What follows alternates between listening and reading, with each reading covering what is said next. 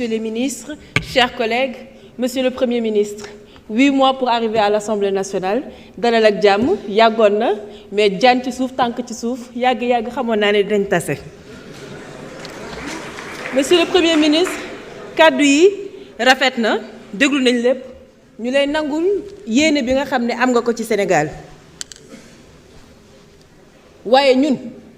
ci say jëf la ñu lay xaar Monsieur le Premier ministre.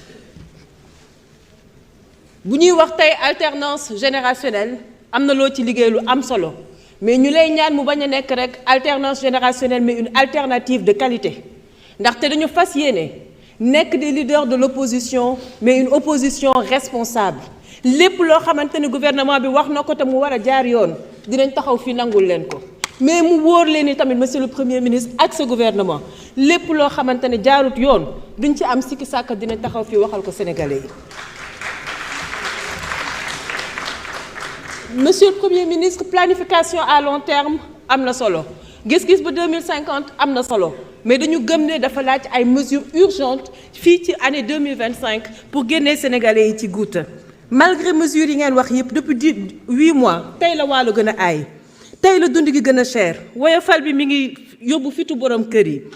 2024 année record la ci immigration clandestine étudiants yi enseignants yi retraités yi. Monsieur le Premier ministre ma bëgg a xam ñun jigéen ñi luñ la def ndaxte nag safuñu sàpp ci say programme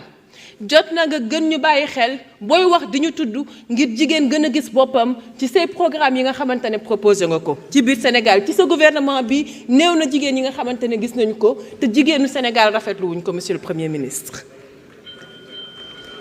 2 minutes merci beaucoup. Merci honorable Anta Babacar Ngom. Honorable Fatou Sow, vous avez la